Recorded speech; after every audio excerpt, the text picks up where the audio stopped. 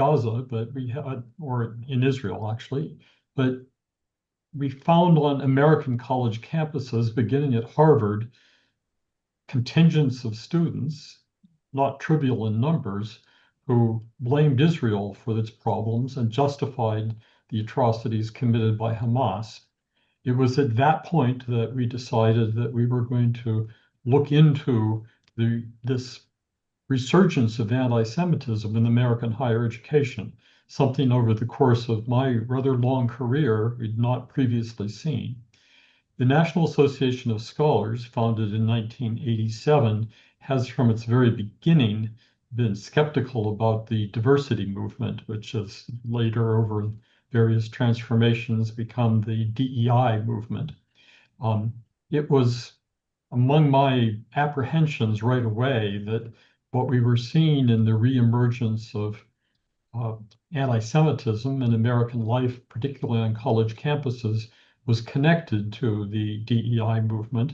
The president of Harvard at the time seemed to be conflicted in her commitments to DEI and her efforts to try to be someone who could support and protect all of Harvard students. Well, we all know how that turned out.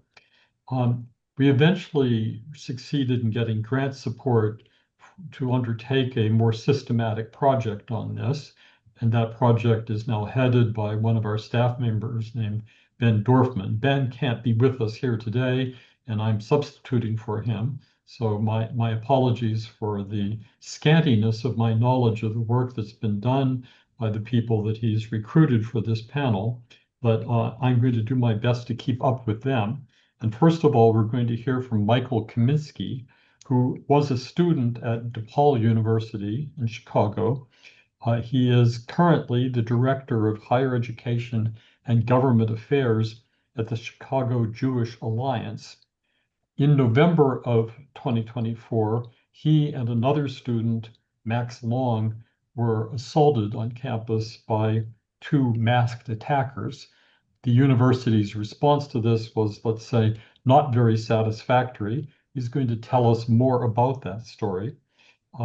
He is also going to be the first to try to draw some connections between anti-Semitism, violence, and higher education. We probably shouldn't begin this event on this day without at least acknowledging that violence on campus took a new and spectacular form last week with the assassination of Charlie Kirk. We're not going to be talking today about assassinations of Jewish students on campus, but I don't think it would surprise anybody here if it came to that. So I'm going to turn now to Michael, and you can add to that introduction if you would like. And it's over to Thank you, Peter. Thank you all for tuning in. Thank you to my fellow panelists as well. Just to give you some background, I'm a senior at DePaul University, still studying here, criminology major, and I was actually born on October 6th, so the day before October 7th. And after I turned 21 on October 6th of 2024, exactly a month later on November 6th, myself and another student at DePaul University were outside tabling, trying to discuss people on the issues in the Middle East, specifically when it revolves around anti-Semitism and when it revolves around the Israel narrative. So on November 6th, my friend Max and I were tabling outside of DePaul University in front of their student center, like we do every week. However, the week of the attack was different. The university just ended its contract with hired security, which was put in place after encampments, despite knowing that anti-Semitism was still a major and unaddressed problem on campus. And we were trying to discuss with people again on disinformation and rising anti-Semitism in America. While engaging in civil dialogue with both students and community members, an individual approached us with a ski mask and began asking questions. At one point, he even shook our hand. And this all happened merely a few feet away from a public safety officer employed by the university, who stood by and watched. The conversation was merely a ploy to distract us while another individual wearing a ski mask attacked us from behind, and we had no way of knowing that he was even there. They beat us so badly that I had to have extensive medical procedures done, and on my wrist, and I'm still recovering. the two individuals, only one of them has been arrested so far. The other individual who participated in the attack has not been arrested. Now we are pursuing criminal charges and civil charges against the university, civilly and criminally against the attackers. So how might this relate to DEI, some might say? So I believe it was almost like a direct outcome of campus culture and DEI and anti-Zionism and anti-Zionism narratives. In the DEI framework, Jews are cast as, you know, well, the whole oppressed oppressor narrative. And the Jewish community doesn't necessarily fit into that narrative. Yes, we have been persecuted throughout history just for being Jewish, countless times. But the fact that the Jewish community was able to thrive in society, more Jews, almost a third or a fourth of all Nobel Prize winners are Jewish, kind of makes us in this gray area where we don't fit into that narrative. And so on campus, there isn't really much of anything to protect the Jewish community from narratives that try and bash Jewish voices or try and bash the Jewish community on basis of either directly targeting Jews or targeting Jews on the basis of calling it anti-Zionist. And so on campus, when you try and bring on Israeli flag, or you try and talk about Israel in any sort of narrative, there really is no scope or no parameter on our college campus to really be allowed to have these conversations without immediately sparking some sort of, concern for our personal safety, because people have been told consistently that anti-Zionism is not the same as anti-Semitism. Well, in fact, it very much so is. Even in the narrative of the American Jewish Committee, they talk about why anti-Zionism is inherently anti-Semitic. The fact that Jews are verbally or physically harassed, or Jewish institutions and houses of worship are vandalized in responses to actions of the state of Israel, is in itself anti-Semitic. And so when Max and I were attacked simply for trying to talk and discuss what Israel means to the Jewish people, and Zionism merely means that Israel has a right to exist and that Israel is the land of the Jewish people. And that is where Zion comes from, Zion relating to the land of Israel. It becomes a narrative that almost feels like, why do we have to toe a line on trying to express our religion and our religious ideas to other people on a college campus where you should be able to, and you should be freely able to discuss these narratives. And the fact that Jewish voices are being oppressed in the sense that other voices who fall into this DEI agenda should be given the chance and platform to speak up has been extremely detrimental to the Jewish community. And it almost feels like there is no voice on campus for the Jewish community. So I'm going to let my fellow panelists dive into this a little bit more on how DEI has been negatively impacting the Jewish community, but especially specifically on campuses. Jewish voices have been systematically oppressed, even though we don't fall into the oppressed oppressor narrative. And that is simply based on the idea that anti-Zionism isn't anti-Semitism, where in fact, anti-Zionism is anti-Semitism. They should be in the same conversation, and one should not go without the other with any sort of and, if, or but statements. So I'm going to pass it on to the next panelist so that they can go ahead and dive in. Well, thank you for that. I do have questions, but I will hold them appropriately for later on. Next, we're going to hear from Dr. Craig Klugman, who is a professor at DePaul, professor of bioethics and health humanities. He happens to be an anthropologist, as am I, so welcome, fellow anthropologist. Uh, the He has been the advisor to DePaul University's Students in Support of Israel chapter, and a founding member of the university's Jewish Faculty Staff Alliance. I think, well, I think I'll just turn it over to you directly and not pretend to know more than I do. Well, thank you. That's a good introduction. And thank you, Michael, for sharing your story again. So when October 7th happened, this was not the first incident of anti-Semitism on our campus. In fact, last year I was at the Jewish Film Festival in North Shore, Chicago, and I was wearing a DePaul baseball cap, and I walked in, and the person taking my ticket said, "Oh, I went to DePaul in 1969." And then he looked around and he says, "It was very anti-Semitic then." So this clearly is not something that is new or just appeared on October 7th. The irony is that we are a university was founded to provide an educational space for groups that were minoritized and excluded from attending other universities in the area. That included Catholics, that included women, that included people of color, and it included Jews. We were the first, I believe, the first law school in the area that accepted Jewish people. We have a theater school that is celebrating its 100th anniversary that was started by a group of Jewish, Russian, Yiddish theater professionals. And in fact, their first production was a Yiddish play. That's important because in this 100th anniversary, you won't find that story. You won't find that story in the history that they're given on the walls of anywhere. What Michael pointed out about the erasure of Jewish stories is definitely something that we are seeing, and that the faculty who are part of our Jewish Faculty Staff Alliance keep raising over and over again. To give you some context, DePaul is the largest Catholic school in the United States with over 21,000 students. Hillel has listed us as one of the top 60 private schools in terms of largest Jewish population. It's about 4% of our student body, comes over to 800 students.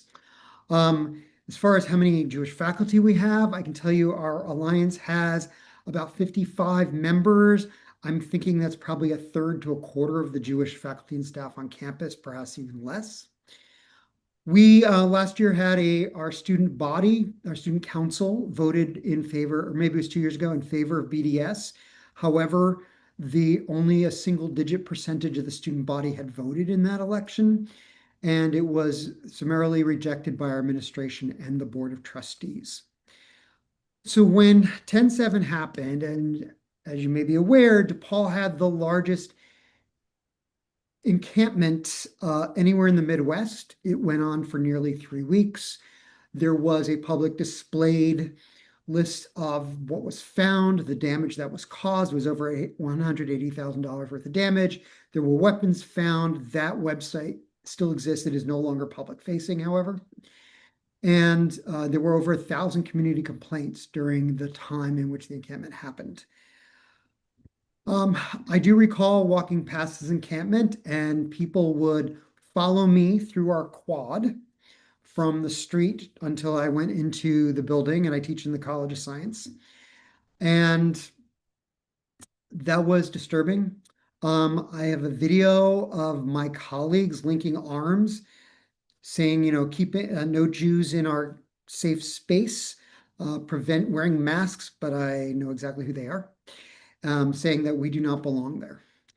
And so at that moment, I felt very alone. And I say there's two ways to deal with this on a college campus. That I could have just kept my head down and done my work and gone home, or I could reach out to others for community. And so I chose to build a community of Jewish people on our campus. Now, the students had community for a long time. Hillel, Chabad, our Jewish Life Center, which at that moment did not have a leader. We did have, our head of Jewish Life had left and nobody had replaced them. In fact, we had a really wonderful and strong advocate who was a Protestant minister who was leading the interim director at that time, she's just been a great ally. But we didn't have any Jewish leaders on campus at that moment. And so I built this group, and that has expanded. So we are based in our community and our campus, but we also then built a link between similar groups in the Chicago area so that we could share speakers, share policies, share what was going on our campuses, have a way of connecting. We also connected nationally to the Academic Engagement Network, Faculty Against Anti-Semitism. We also then connected internationally with ISGAP and other groups that have been evolving to support us. Jewish ERG, we're definitely connected to them as well. It's an interesting situation. This is my 26th year teaching. This is my third university I've taught at. And there's definitely a chill on campus. There are spaces, departments, majors where we know that Jewish people are not welcome. That we tell students, don't consider this major, don't take a class in that area, don't go to their events because you will not be safe. These are spaces that will bring in speakers where Jewish and Israeli students leave crying because they feel that they have been attacked. I know that the students say before the Jewish faculty and staff organization appeared, they felt very alone and isolated, and they had nobody to help them. And I don't know that we have a lot to offer now, except we listen. We've written letters to the editor. We write letters to our administration. I have met with most of the deans. I have met with the provost. I have met with the president, trying to get a view on this, to understand that the Jewish people often do not feel safe on our campus, that our voices are erased and minimized in many, many places. There's been a couple of barriers that we've come across. So one is the fact that in a Catholic school, Jewish is seen as religion, and so we fall under ministry and mission. And therefore, we are not seen as an ethnic group or cultural group or historic group or linguistic group or an artistic group that has a history, that is a minority. And so we traditionally are not part of those conversations. We're told, well, we are told when something is anti-Semitic and not anti-Semitic. We are not allowed to define that. We do not have a university definition of anti-Semitism. This last year, we actually, I view this as a plus. I'm probably a little different than other people in my view of DEI than other members of this panel, but that's okay. It makes for good debate.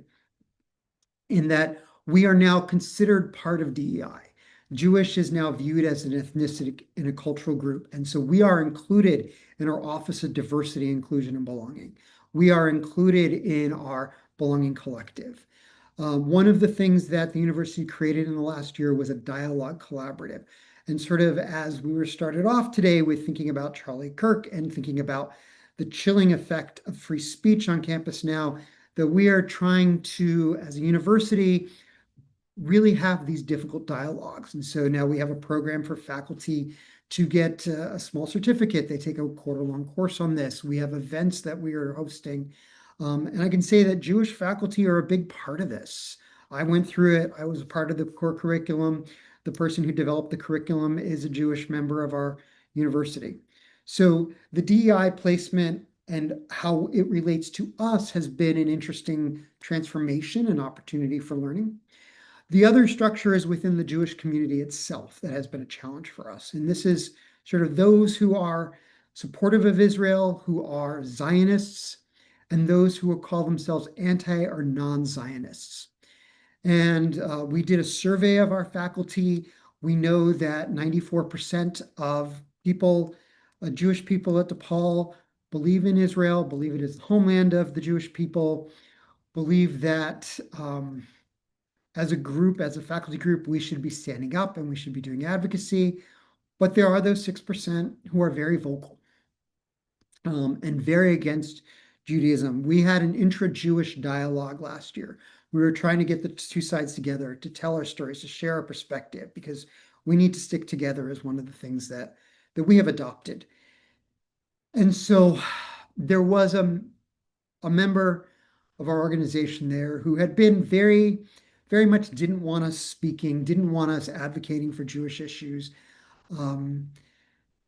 because they believe and wholeheartedly don't believe that Israel's a good thing. And this person slammed their hand down on the table and said, quote, Israel was a deal with the devil. It never should have happened. And now we are all paying. And that, to me, was shocking. And how do you have a conversation with somebody who basically says you and they should not exist? They belong to a Jewish community that is anti-Zionist.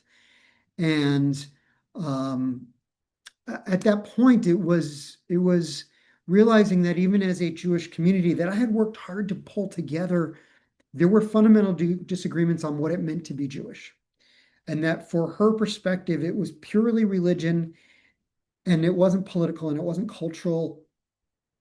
Whereas for many of us, it is. And so that's been a challenge. We have, I will say, had really good relationships with our administration. They listen to us. They don't always move on things, but we do have very good relations with them. Our president met before Congress. He was called before the Committee on Education and Workplace Issues. For those who are on the one side of the left, they believe he was kind of weak and didn't stand up against Congress enough. For people on the other side, he hit a good tone. For people in the middle, it was like, okay, he did what he had to do. And so there's different interpretations depending on where your stance is on this. He has hired an advisor who's a former ADL person who has made 29 recommendations. Those are not public, so I'm not free to share those, but they are ones that we as Jewish faculty and staff have been making for several years. And we are waiting to see what the response will be on that. So with that, thank you for inviting me here today.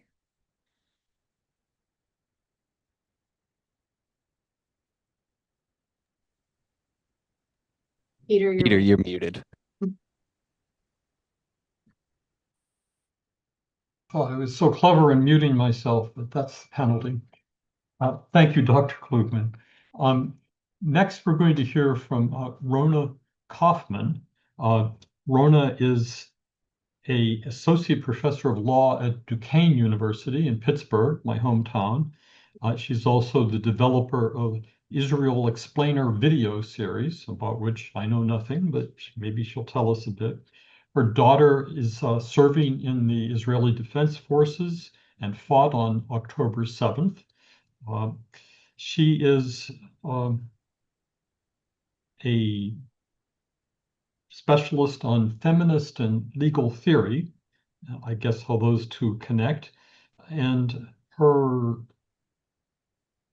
principal involvement on this issue is that she joined the pro-Israel group Stand With Us in pushing the National Education Association to stop calling for U.S. leaders to end military aid to Israel. I think that'll do to get you started. Rona, it's over to you. Thank you. First of all, it's really great to be here. I'm thinking I've already it's so interesting what everyone's talking about. And so, yeah, my thoughts are also going to kind of build on things that Michael said and also that Craig said. Just to introduce myself a little bit more, just so people know where I'm coming from. So yeah, professionally, I'm in law. And also most of my career was focused on intersections of women and law. I teach constitutional law, family law, employment discrimination, and gender in the law. Like Craig, I was involved in the DEI process on campus. I'm a certified or was a certified DEI faculty member.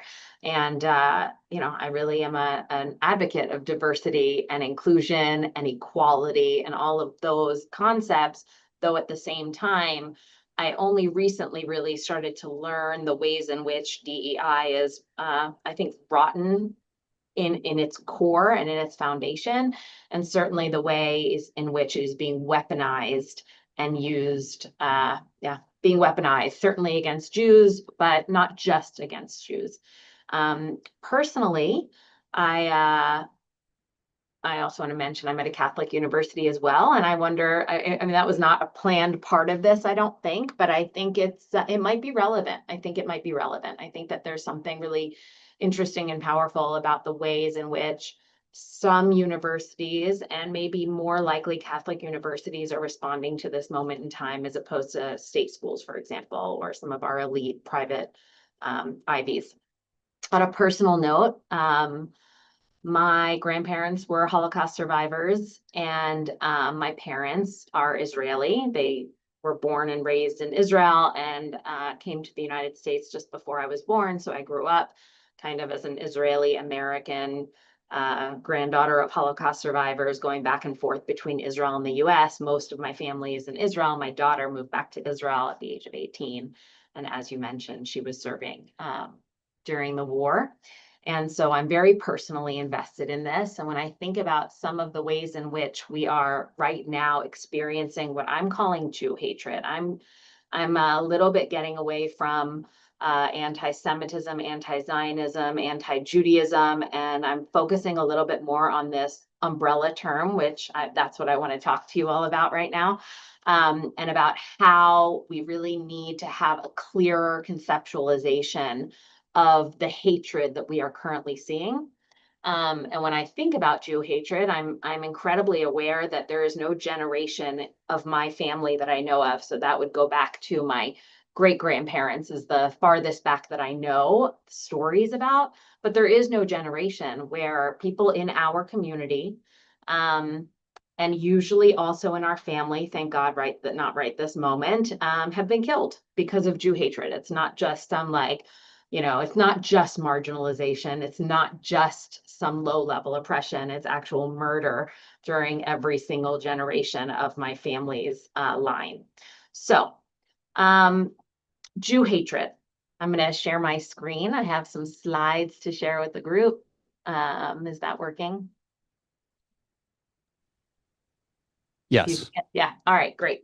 So thinking about Jew hatred and how we conceptualize Jew hatred, I want to share a little bit about October 27th and October 7th. And I really think it helps ground the conversation. So I live in Pittsburgh. I teach in Pittsburgh. I work in Pittsburgh, and Tree of Life Synagogue is one of my synagogues. And in Squirrel Hill, we have 12 synagogues. So I say it's one of my synagogues. I taught Hebrew school there as a college kid. I was at a bat mitzvah on October 20th. Of 2018, so one Shabbat before the attack on October 27th. And as everyone knows, there was a shooting that was a very serious violent attack, the most serious violent attack on Jews in the United States, where 11 members of our community were murdered by a right-wing Jew hater. And there are lots of reasons why he did it. And in fact, he argued that he was not at all an anti-Semite, such that hate crime laws should not apply to him, because he didn't kill the Jews because they were Jews. He killed them because they were helping immigrants, because this particular Shabbat morning was HIAS related, the Hebrew Immigrant Aid Society, trying to distinguish, no, it's not actually about them being Jews. It's actually about the fact that they are pro-immigrant and that that's the justification for murdering them. Our community was loved and supported. The Steelers put Jewish stars on their uniforms. The police, of course, in our neighborhood rushed to the scene, risking their own lives to protect the members of our community. And we experienced an extraordinary outpouring of support, something that for me was so I don't even know what I was so thankful to live in this country and to be American and to be loved by my fellow Americans in the way that I felt I was. And then you fast forward to October 7th. And on October 7th, as we know, 1,200 Jews were murdered in Israel, not just Jews, 1,200 Israelis were murdered in Israel. And they were murdered for being Jewish in the same way that the October 27th victims were murdered for being Jewish. But when it comes to October 7th, there is this really powerful, popular disconnect. And it suggests that when Jews are killed for being Israeli, or when people are killed for being Israeli, because Israel is 20% of Israelis are not Jewish. It is an incredibly tolerant and inclusive country and diverse country, speaking of diversity, equity, and inclusion. When they're killed for being in Israel, somehow that is disconnected from their being Jewish. And so my conceptualization of Jew hatred, which is not mine alone, but something that there are many of us who are working on this, seeks to really address these misunderstandings about Jew hatred and clarify that when Jews are killed for being Jews, sometimes Jews are killed for being pro-immigrant. Sometimes Jews are killed for living in their homeland, living in Jerusalem, living in Israel. It's Jew hatred in both of those instances. And also when Jews are killed for other reasons related to stereotypes and tropes and beliefs about Jews. Jews as colonizers, Jews as well poisoners, Jews as blood libel committers, things like that. So one of the things that we know about different versions of Jew hatred is that they all follow a similar cycle of violence, similar to when I teach about domestic violence. We also talk about a cycle of violence. And when we think about Jew hatred, it starts with lies about our people. So in ancient times, those lies are what have become known as blood libel. The most famous blood libel is that Jews murder a Christian child, drain them of their blood, and then use that blood to make matzah, our Passover bread. But that's not the only blood libel. There are many blood libels, such as deicide, which is the much older one about killing Jesus, for example. Well poisoning was very popular during the Black Plague. And we've seen it both in the Christian world and in the Muslim world, where Jews are lied about related to our religion, related to our religious practice. And as Craig mentioned, right, we don't fit perfectly. We're an ancient people, kind of more like Hindus in that respect, in my mind, in terms of like, yeah, we have a religion, we have a spiritual belief system, we have practices, but we also have land, we have language, we have culture, we have calendar, we have, we are a people, basically. We are an ancient people. And so in the early phases of Jewish peoplehood, the mechanism through which Jews were hated was anti-Judaism. And the types of violence that resulted in were the Crusades, the Inquisition, and pogroms. Those are 3 examples, right? Which should be a really powerful thing to think about from a non-Jewish perspective, I think, especially in terms of the Crusades and the Inquisition. These are 2 really extraordinarily violent moments in human history. And they are so deep, and not just violent for us, violent for so many, and something I think the world really regrets. And yet they started with Jew hatred. So we see the violence against Jews, and then we see denial. And sometimes the denial comes quickly after, like we saw with October 7th, for example. And sometimes it takes time, right? It can be 30 years later, 100 years later, many hundreds of years later, until there are the new libels. So with anti-Judaism, the lies were about our religious practice, the violence were the Inquisition, the Crusades, and then the denial comes afterwards. When we're talking about anti-Semitism doesn't show up until the 1800s. It's so interesting because when we have conversations like this, we all talk about anti-Semitism all the time, and it's because it's the most prevalent known form of Jew hatred of our lifetimes. Not because it's the longest one, because it's not. It doesn't show up until the 1860s. It's a term coined by a German revolutionary and politician, Wilhelm Marr, who says, you know what? I'm done with this old spiritual, religious, kind of primitive version of Jew hatred. Let me tell you what's up. What's up is that Jews are a separate race. It's very scientific, it's intellectual, it's academic. And that's Nazi Jew hatred, right? Anti-Semitism is race-based Jew hatred. And of course, it results in the violence it results in is really the worst violence. So the libel is that we're a separate race, that we're not the same as other people. The violence against us is, of course, the Holocaust. And of course, we know what Holocaust denial looks like. And if we fast forward just a tiny bit, because actually anti-Zionism is not so recent.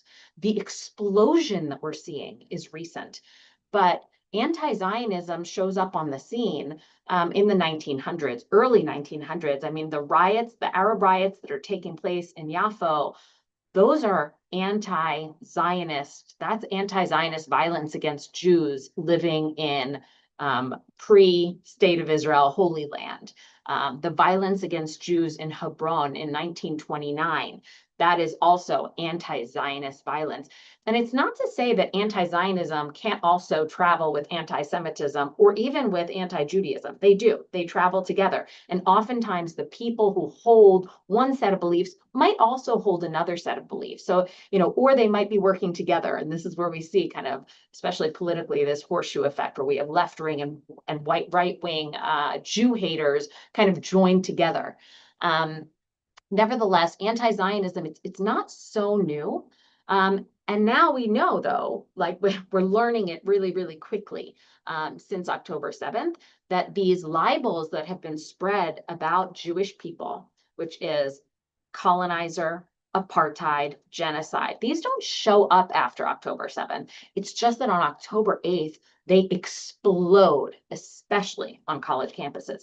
But these lies have been being spread in international diplomacy, in media, and certainly in academia for many, many years. I mean, in 1975, you already have the United Nations trying to equate racism with Zionism. Of course, to clarify, Zionism really simply is the idea that the Jewish people, like any other people, have the right to self-determination in their homeland. It's really a very simple idea. The lie is that it's apartheid, it's racist, it's all of these other things, which anyone who really jumps into the facts, it's not. It's not. The genocide claim, that has nothing to do with this conflict. The genocide claim has been out and about for decades, especially in academia, that Israel commits genocide. And it's really a nice spin, especially when it focuses on children. It's a very nice spin on the blood libels, the anti-Jewish blood libels of the past that focused on, the Jewish use of children's blood to create, for our pleasure, basically, like a really twisted version of that. So that's kind of where I am right now in terms of some of the work that I'm doing on conceptualizing Jew hatred. I think that the importance of understanding that, connections between anti-Semitism, anti-Judaism, and anti-Zionism, especially in the law, is because when we look at DEI on campus, or we look at Title VI, and we look at enforcement of anti-hate, if we look at enforcement of hate crime law, for example, or of Title VI type enforcement, anti-discrimination law, there's this whole debate about, no, these laws protect, or prohibit rather, these laws protect Jews by prohibiting anti-Semitism. And then there are people who want to take anti-Zionism and say, and anti-Zionism is not anti-Semitism, so it's not protected. And that's false. Because what these laws really do, what hate crime legislation and anti-discrimination law do, is they are intended to protect people from the hatred that comes their way because of their peoplehood, and that results in violence, discrimination, harassment, marginalization, and silencing. And we have different versions of Jew hatred. It doesn't matter which one it is. So when Michael said, I know where he was coming from, and I understand why he said anti-Zionism is anti-Semitism, because that is the way we've been making the argument for a while. But I think we really need to shift. I think that what we need to be recognizing is that Jew hatred is the umbrella term, that anti-Judaism is a form of it, anti-Semitism is a form of it, and anti-Zionism is a form of it. And they are all equally toxic. They all follow the same cycle. And that what we are seeing right now at this moment is an explosion of anti-Zionism and anti-Zionist blood libels targeting Jewish people. Thank you.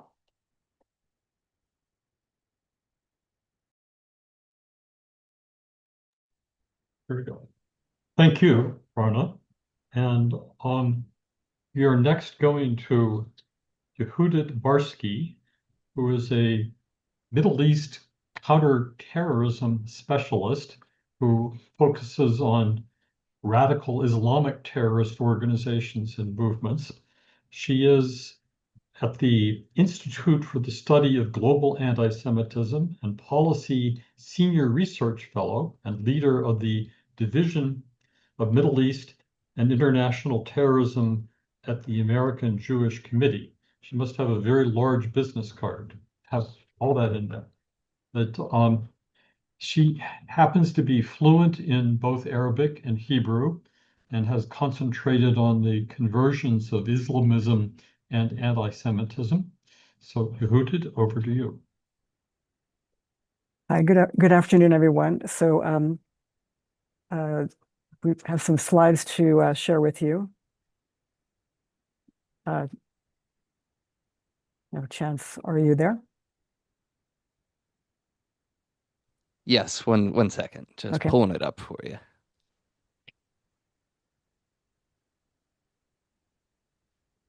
All right, there we go. Okay, so I realize we're a little pressed for time. So what I'm planning to do is take a slightly different perspective to maybe go more of like a 20,000 foot up perspective and historical perspective to explain what we're seeing on campus and how campuses have become a place of convergence, a place of ideological indoctrination, and at the same time, a source for disruption outside of campus as well. And this is a process that we've seen over the last 2 years, but it's certainly taken decades for this to occur. And it's been a gradual process, but we're seeing the fruit of it right now. So next slide, please.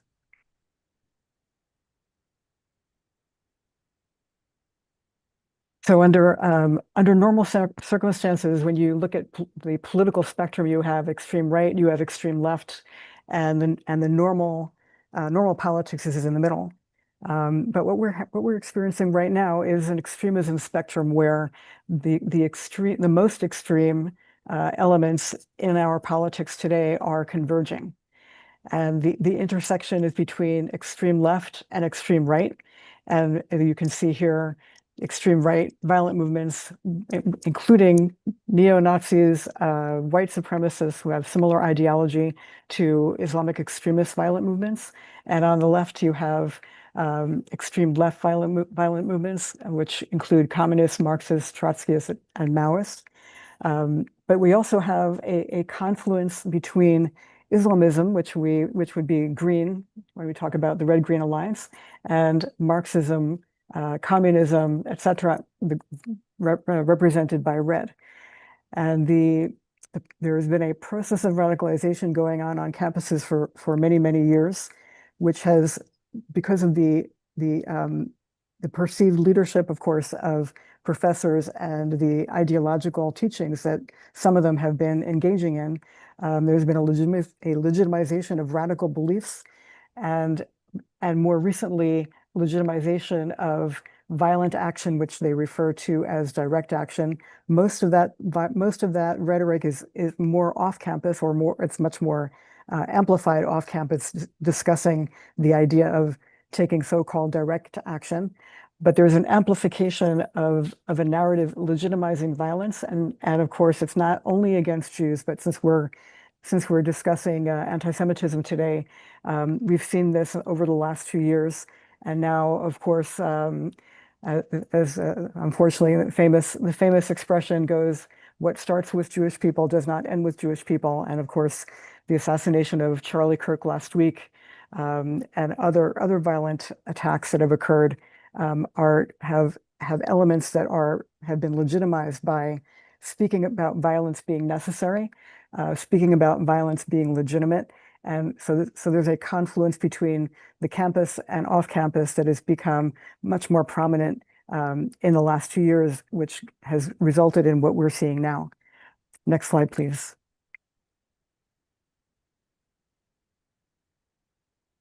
So very briefly, if we're discussing extremist ideology, there is a convergence and similarity of a motivation between all of these extremist movements.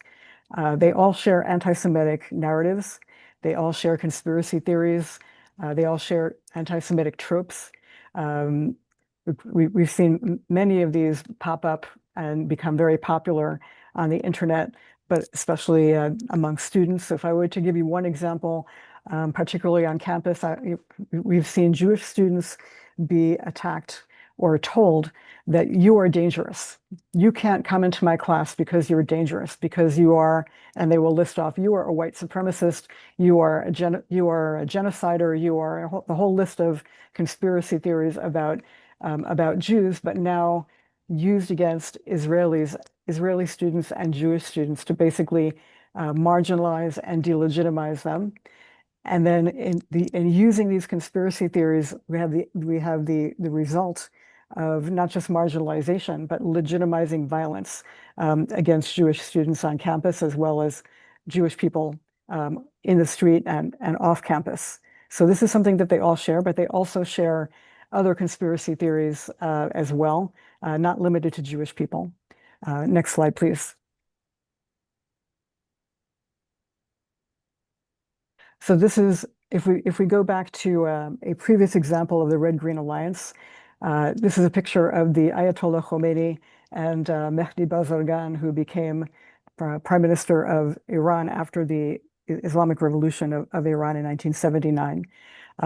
So for those who may not be familiar with the history, the Ayatollah Khomeini came back to Iran after the fall of the Shah, and he brought with him a delegation, and they had formed an alliance between the Khomeini followers as well as the Marxist parties in Iran. Because when Khomeini wanted to take over the government, there weren't enough of his followers to take over the government. So they created an alliance between the Marxist organizations as well as Marxist student organizations on campus, who gave them critical mass in order to be able to overthrow the government, in order to have demonstrations in the streets on a regular basis. So this was an alliance of convenience. You can imagine, many of you may have seen photographs of Iranian students in the 1970s before the overthrow of the Shah's regime. You would see young Iranian women wearing short skirts and with their hair uncovered, just like people in the West in the 1970s. So this was this strange alliance, as we see even today, between far left and Islamist extremists. And I just would like to be very clear. I'm talking about Islamist extremists in this presentation, and not mainstream Muslims. So this alliance eventually, the Khomeinyists decided they became more powerful. They were the ones who led the revolution, and ultimately all of the Marxist followers of these movements and part of the alliance were either executed or imprisoned. And so today you have no more Marxists in Iran unless they're underground.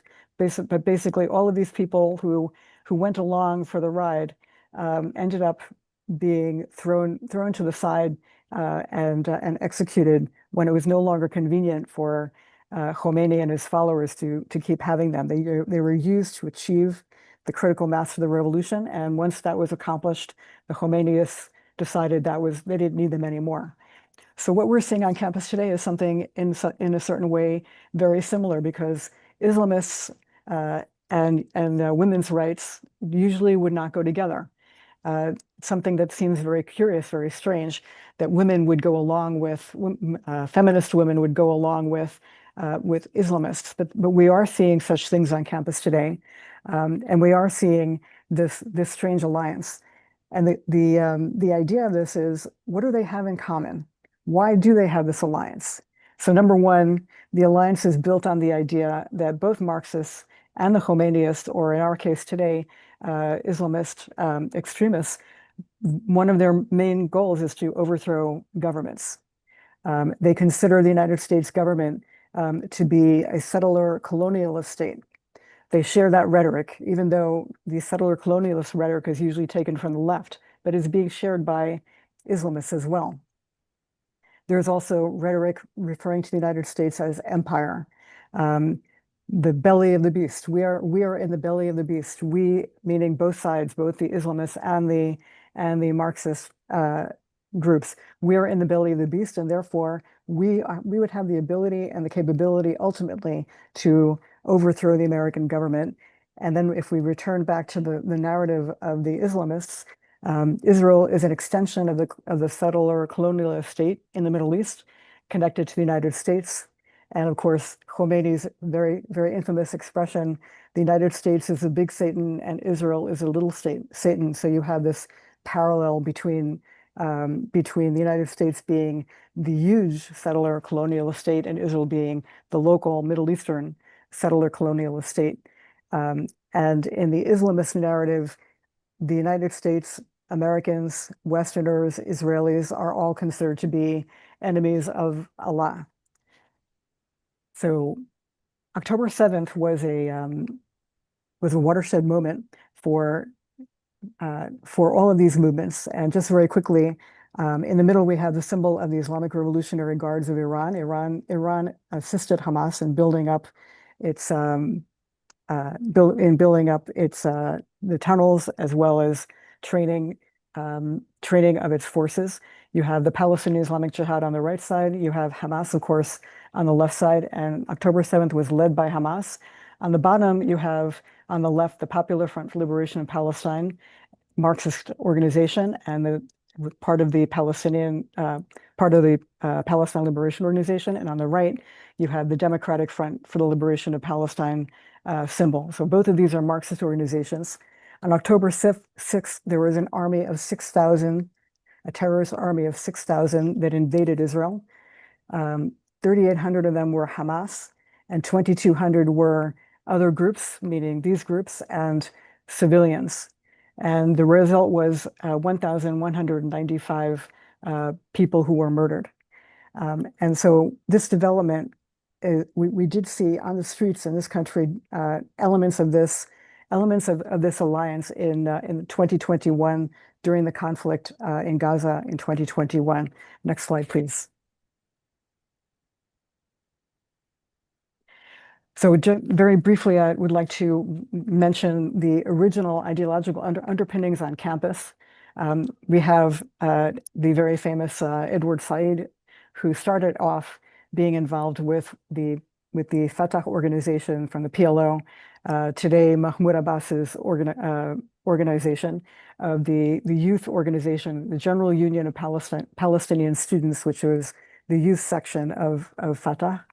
And Edward Said became very instrumental in bringing his ideology onto the campus and legitimizing his ideology on campus, as well as his colleagues.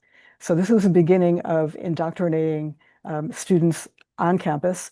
And in those days, in this country, we actually did have General Union of Palestinian Students chapters all over the country. So it started off, we're going back to 1960s, 1970s, even 1980s, going up to the early 1990s. Next slide, please. And then as well, we have more recently Rashid Khalidi with his pronouncements and his indoctrination on campus, talking about his perspective of what the narrative of what has been going on in Palestine, and explaining the counter narrative of what would have been taught in university campuses previously. But this became very, very popular. His book became very, very popular and legitimized in Middle Eastern studies throughout the United States, as well as in European countries. So this was again the beginning of, as well as a continuation of, because Rashid Khalidi is still with us, organizing on campus and leadership of professors being the ones who are teaching students that they must be part of the struggle, that they must be active on campus, and that they must be taking part in protests on campus. And most recently, Rashid Khalidi, last year, he officially retired at Columbia, and during his retirement party, one of his colleagues pointed out the window to the encampment on Columbia campus and said, with pride, "You are responsible for these activities on campus."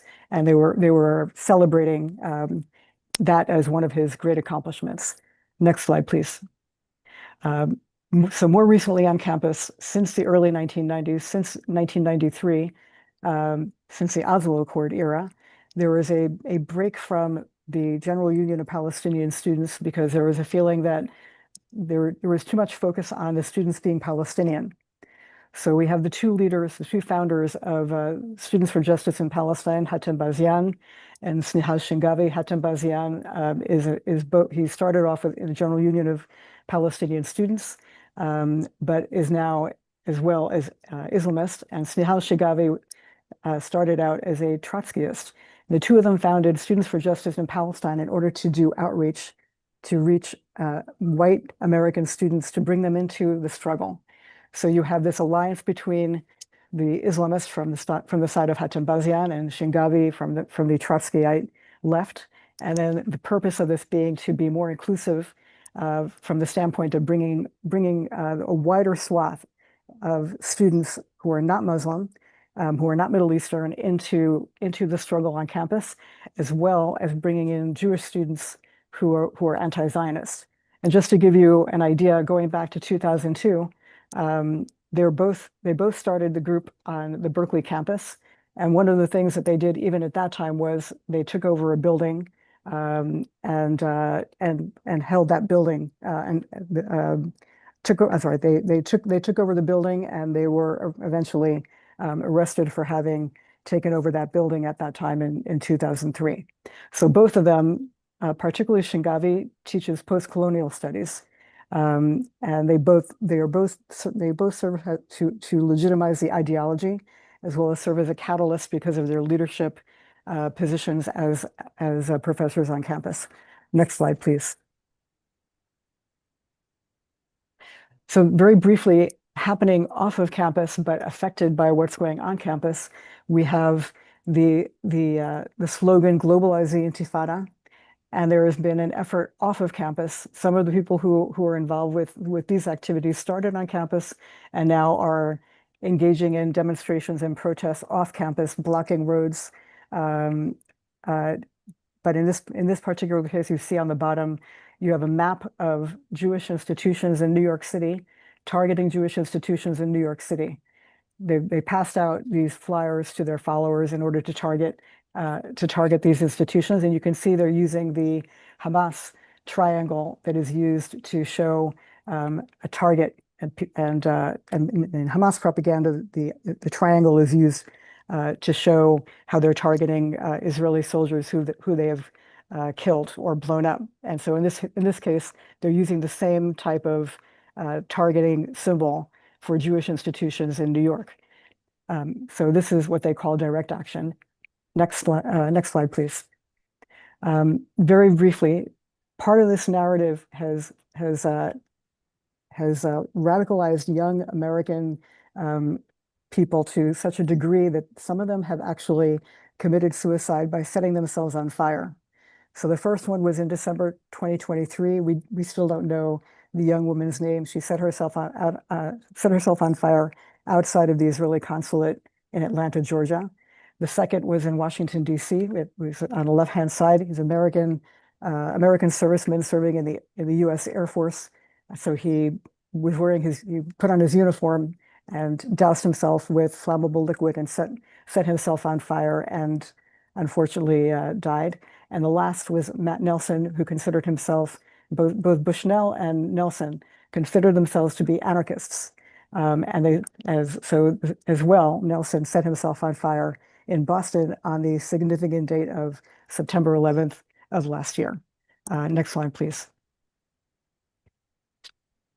And then we have the culmination of this of Elias Rodriguez, who is involved with the Party for Socialist Liberation, who became radicalized by that organization and ultimately was targeted an American Jewish Committee event this year in May and assassinated the two young Israeli embassy staffers. And this illustration is from a group called Unity of Fields, and they've been distributing and promoting Elias Rodriguez's manifesto and legitimizing the narrative of that it's not enough to carry out demonstrations in this country. It's not enough to write letters. It's not enough to do all of the usual protests that they keep pushing. There must be an escalation. And escalation means violence. By now, it means violence. And that is why Elias Rodriguez is part of this new narrative that he's a hero, and that he's someone who should be copied and someone who should be followed. Last slide. Thank you. So just to sum up here, we have a pattern of indoctrination from the campuses and a convergence of the ideologies on campuses using students who when they come to campus, they don't know any better what these ideologies are, and they're indoctrinated to the degree that they feel that violence is the direction at this point. Violence is the direction in which they must go, because it's simply not enough to be protesting anymore by now in 2025.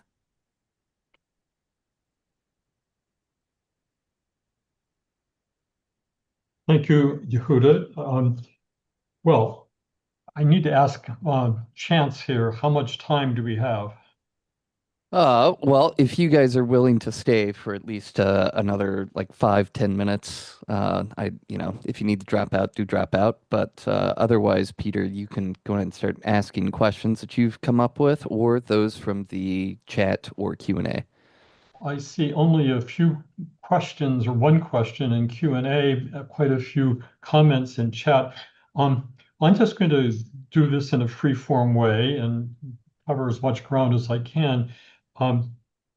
Michael, have you gone back to pamphleting or holding that table, or are you successfully? Yes, so that was a discussion that we were going to have as of right now due to extingent circumstances, including what happened earlier last week. I don't think it's necessarily safe right now to do that on campus. I've personally talked with individuals who have also on other campuses expressed that they don't feel safe having tabling sessions at this moment, but hopefully down the line that could be a possibility. Okay. Given the really bleak and alarming picture that Yehudit gave us, are you feeling, say, extremely lucky that you only got your wrist broken? That's a great perspective. That's the perspective that I have is I'm lucky to still be alive, and every day that I wake up is a blessing. So, you got to take everything as it comes. Of course, there could have been more extremes, and Yehuda and Rona both made great points, and Craig made great points. I think that what we see on campus right now is more of a extreme radicalization in terms of, we have new organizations being formed like Young Democrat Socialists of America, the Communist Club on campus. We're getting a lot of ideas that are associated to how SJP was originally started up. And of course, SJP, although they might not be necessarily active as of now, I believe they're suspended right now. They are in alignment with these other organizations. Students Against Incarceration has nothing to do with Palestine, but yet somehow they're infiltrated by SJP. So it's the fact being that organizations that are susceptible to radical ideas and like to be on that radical idea side in terms of promoting their own perspectives are the ones that are spewing the majority of the hate instead of these other big organizations who are actually just providing resources and help because they know that they're being targeted. So they're looking at the next step. And PCRF is a big one coming out as well as the Palestinian Children's Relief Fund. The new president of that chapter on our campus was the president of Students for Justice in Palestine. And because that organization is now suspended, she now became the president of PCRF. And so you have to question, is PCRF really just a nonprofit? Of course, they're on the NGO monitor in terms of getting funds and sending funds to Hamas and other terrorist organizations. But are they also a ruse for the activist agenda in terms of providing resources financially or not? Well, that's a beautiful map of the complications on your campus. But it's on the student side. Craig, on the faculty side, are you seeing this kind of proliferation of front groups for various forms of anti-Judaism? We had one group that was created fairly soon after 10/7 called Faculty for Justice in Palestine. And they are a branch of SJP National. They've kind of in a lot of places. They were not an officially recognized campus organization, so they mainly existed in terms of social media. And they've gone quiet the last year or so. They were very active for about a year. We know they provided support for students who felt that they were being criticized or unfairly treated by the university, meaning that they were being held to account for violating rules and harassing students on campus. But they have gone quiet for a while. There's been no work on. It's harder when it comes to faculty because we have tenured faculty who have free speech and academic freedom protections, and so they claim that, which means that anything they say, you can't fairly criticize them for, you can't take them to task for, and so when we speak, it's supporting colonization, but when they speak, it's free speech, and I've talked to deans about these particular units that are harassing to Jewish students and Israeli students. And, I get concerns from faculty who work in units that are led by individuals who are particularly against Israel. And, this is where I struggle. We have I can connect them with lots of resources nationally, but there's not a lot that can be done on campus. So unfortunately, no, I haven't seen much change on the campus side. There's not a need for sort of these shell organizations because the groups can continue doing what they're doing. There's nothing against that.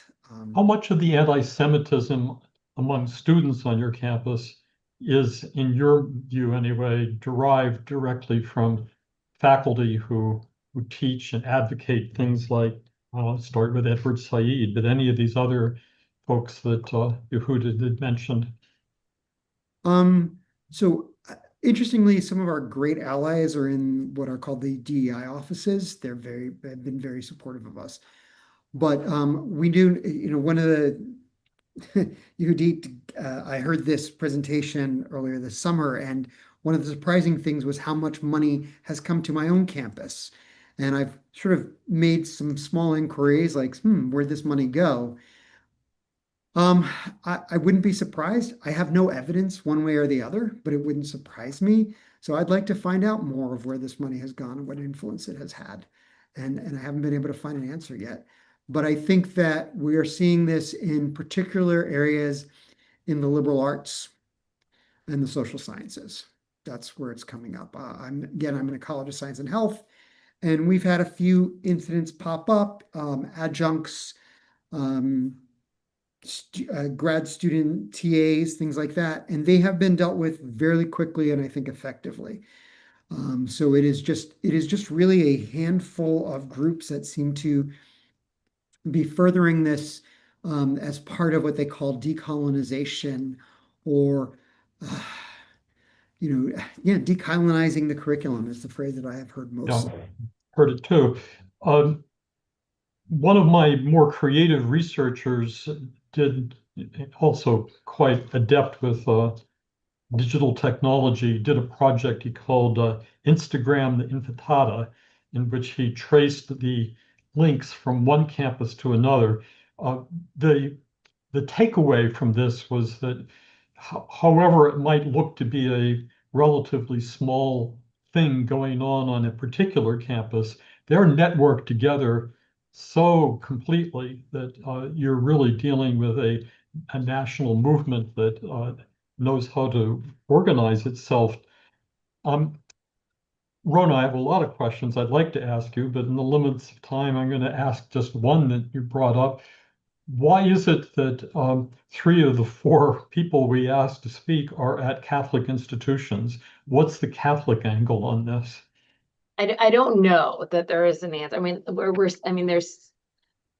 I happen to have come to a Catholic institution when I took my law job. I mean, it wasn't just happen. I observe parts of not everything. I'm not completely observant, but I observe parts of my faith, and I wanted to be in a place that was friendly to that. And I felt like a Catholic institution would be more likely to be friendly than a public school. So it was really based on like knowing that, on Yom Kippur and on Rosh Hashanah and on certain holidays when, I observed that there would be respect for that because there's respect for religion, which maybe there's not as much respect for religion in like state schools these days. So that's where it was for me personally. I mean, right now I'm incredibly thankful that that was the choice that I made at the time, not realizing at all, not anticipating what was going to happen on college campuses across the country.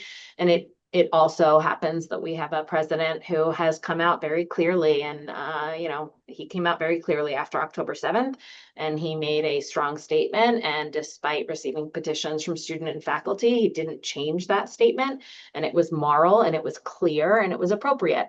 We also don't have a campus where we have much protest at all. So, and that's also, I think, I used to be unsure about whether that was a good or bad thing. But what I now recognize is that, the mission of the university is to educate. And when protest, when protest interferes with the mission of the university, it's really important to use reasonable time, place, and manner restrictions, all very lawful, and to enforce them, which is not what we have seen on college campuses. When it comes to the question about free speech and protest, there are very clear rules out there about how universities that receive federal funding can manage speech and protest on campus. And the universities who have not enforced their own rules, they chose not to enforce their own rules. And in choosing not to enforce their own rules, oftentimes allowed for the creation of a hostile environment where Jewish students were being harassed and where violence was taking place and where there should absolutely be liability for those actions. So yeah, I think I ended up here by chance, and I'm really proud to be here and really thankful to be here. And I also have really, I think that oftentimes Jewish communities, we haven't done a great job of cultivating allies for us. Like, as somebody had mentioned earlier, we've been instrumental in building other civil rights movements of other groups of people in the United States, and not just in the United States. If we look at history, Jews have been very deeply involved in other people's civil rights movements. And what we didn't do is cultivate our own allies. And I really think there's an opportunity right now, in particular with Catholics, to build that, and with other Christians. I mean, you have CUFI, which is a really incredible, powerful organization that is Christians United for Israel, that really is meaningful. But anyway, I think Catholics also. Can I answer one last thing for 1 second? Sure. Okay. Somebody had posted in the question a question about why is DEI rotten to the core? Really quick. Obviously, there's so much we could talk about this. DEI is based in part on the principle that the system is created to oppress certain groups of people, that those people cannot succeed because of the way the system is designed.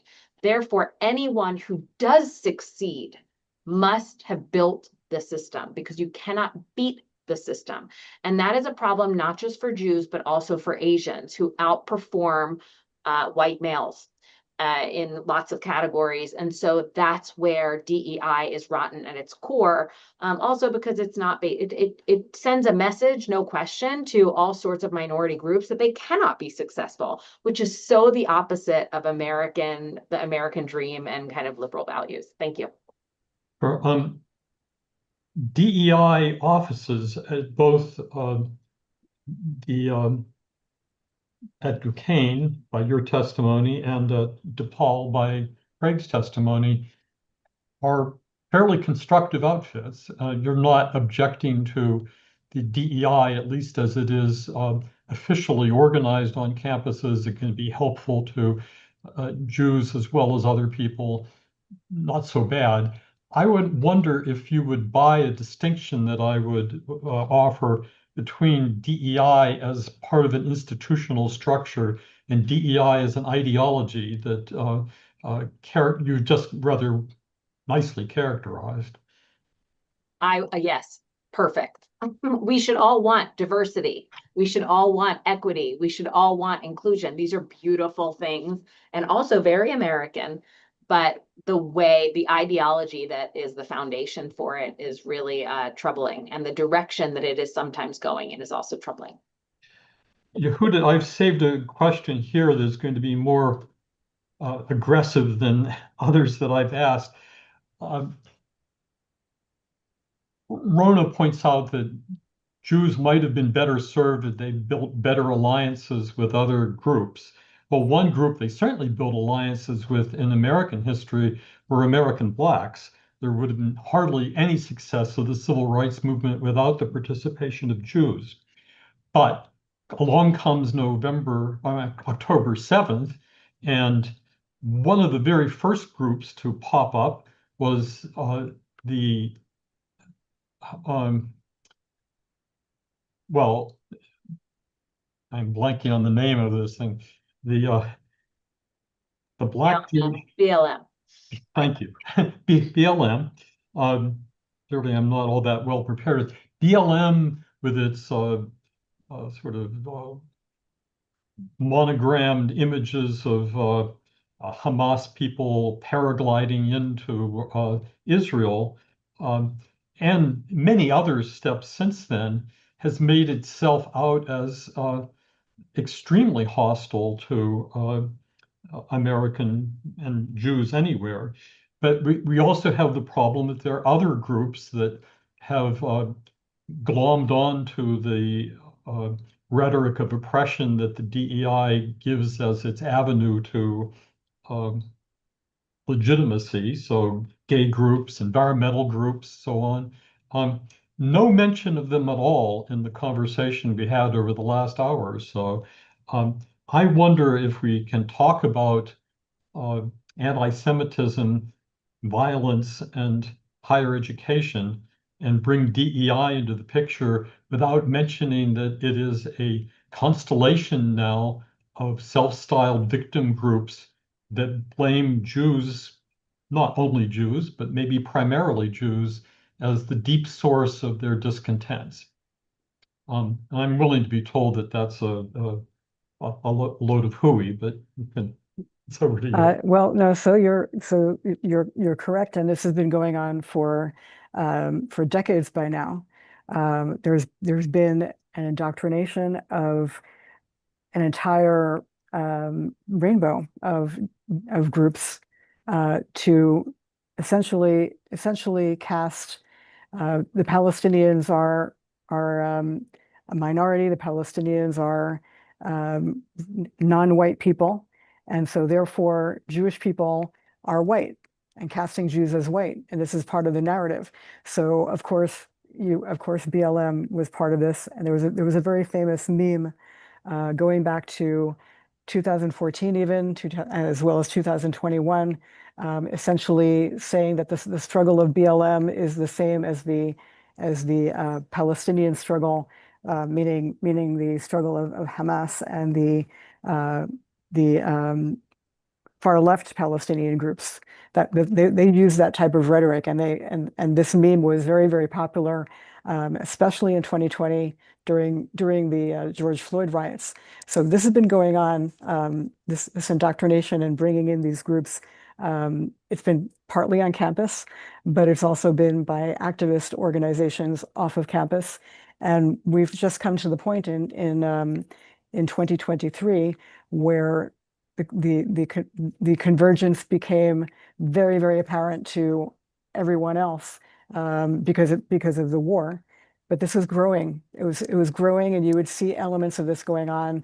There were demonstrations that were going on, and the organizations that were participating in the demonstrations basically represented the spectrum of various far left organizations and these various causes, including BLM. But certainly, I have to say, from the standpoint of diversity, and I don't mean mainstream diversity on campus, but diversity of extremist organizations with extremist views, that there's a representation of all of those groups on October 7th in the demonstrations that we saw and continue to see on the streets of this country, but particularly on the campuses in this country. So this has been, unfortunately, a long time coming. We've built these alliances over decades, and unfortunately used our campuses and used the gift of freedom of speech that this country has given us in order to do that, unfortunately. I note that Ta-Nehisi Coates has written probably the most popular anti-Semitic, anti-Israel book that I know about for the last 5 or 6 years. So it's anyway. That's a random place to end this. There's so much more we could talk about. I'm so grateful that you came, and maybe we can do this again because there's so much more to say. So my appreciation to all of you, and I guess that wraps us up for today. Yes, thank you all for joining. I'll be sending out an email both to the panelists and to the folks who participated, who attended today. And that will include a link to the event and ideally some links out to y'all's publications, the panelists' publications. So do feel free to share that video. And if you get the chance, be sure to check out the National Association of Scholars at nas.org. If you have any questions, please email me at layton@nas.org. That is LAYTON @nas.org. All right. Thank you.